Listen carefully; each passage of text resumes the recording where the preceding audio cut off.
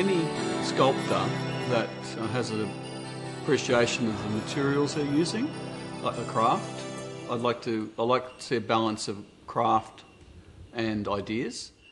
Growing up around Sydney and sandstone area and the landscape and the coastline and the Blue Mountains, and then as an architecture student, I got to appreciate sandstone buildings, and I did become a stonemason after that.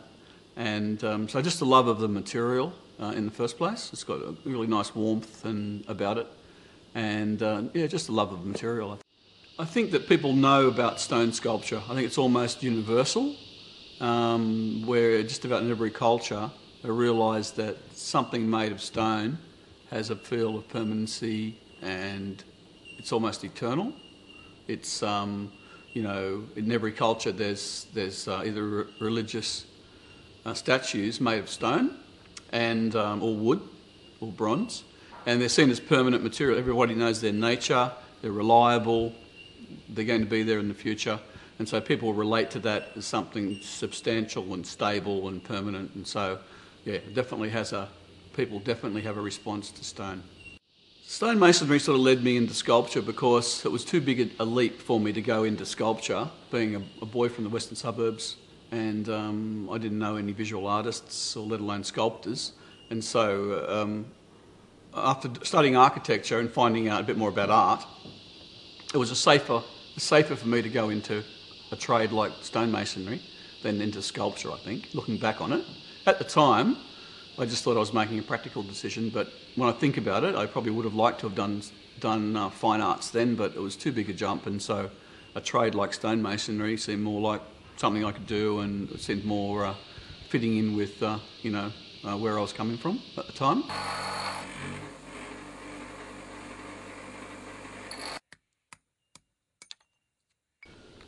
Sandstone is my number one material, and on the piece that I'm working on, Hoody, it's important that it's stone because it relates to the concept. So the concept is that the sculpture relates to a classical bust, like you see of emperors or queens or kings, and so it needs to be either stone or bronze to make the concept work.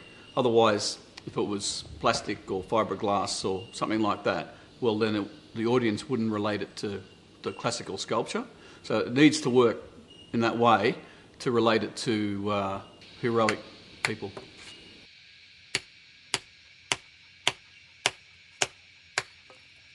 The Hoody piece is, the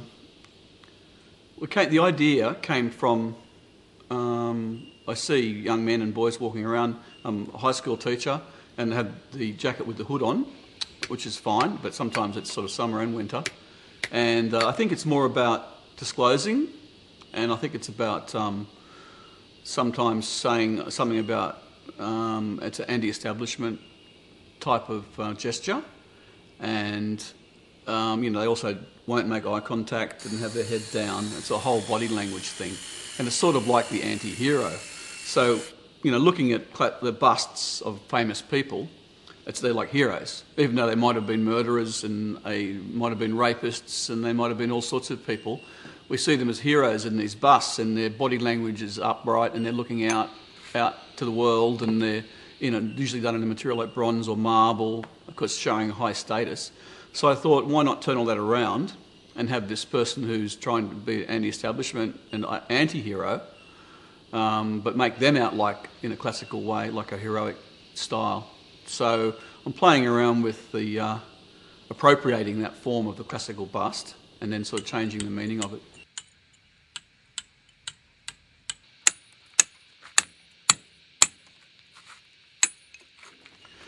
Sometimes my ideas change, and it's a good thing, because often while you're working in the medium, that's when the good things happen, that's when the creative things happen.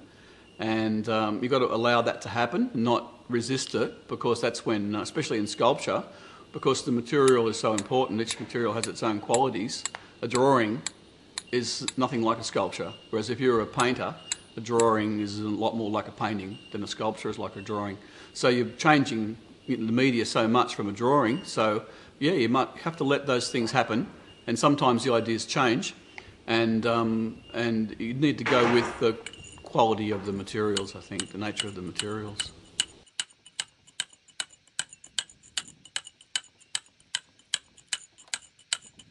The sandstone in the Gosford area, there's several different types, and same with Sydney. And anyone who knows Sydney will know, about, there used to be a quarry at Bondi and Pyrmont and Balmain, and you can still see where the blocks have been quarried. And as the years have gone by, or the centuries gone by, you can't quarry in Sydney anymore, but Gosford still has a big supply of sandstone. Somersby stone is not my favourite stone, and I would have preferred the Wonderbine, which is down by the Hawkesbury River, which is a much denser, finer grade stone.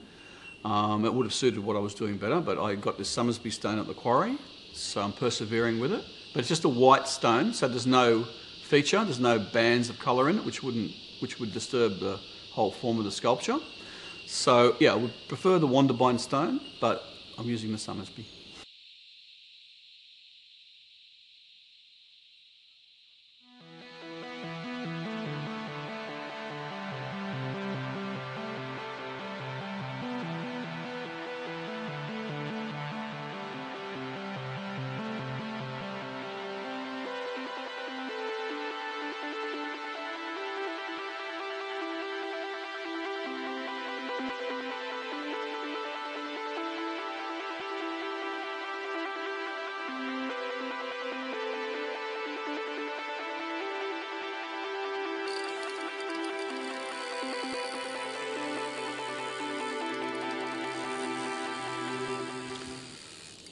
Sometimes I work on individual pieces where it's just one idea and you just need to just do one work and get that idea out of your head. And other times it's a bigger idea, like a concept, and you need to do a series to investigate that concept fully. And it's just a natural process. It's like a novel. It's like chapters of a novel. So you've got to develop the story. Each chapter it develops. And so with that series, Cultivators, there's about 20 sculptures in that series, and it's still not finished. There's still other parts there because I'm still developing. The ideas are still developing. So sometimes a series when there's a bigger concept, and sometimes it's just one idea and then that's just one.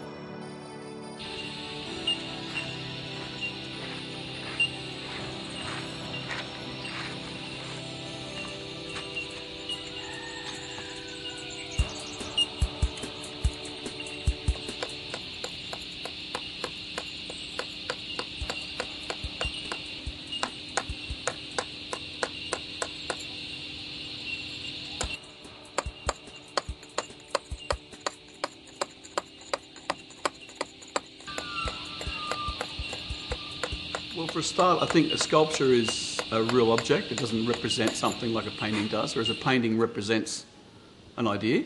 So a sculpture is there, it's tangible, it's real, it takes up 3D space the same as we do, and you get a 360-degree viewpoint for a start. So I think people can relate to sculpture in different ways, but I think that for me, the fact that it doesn't represent something actually is something.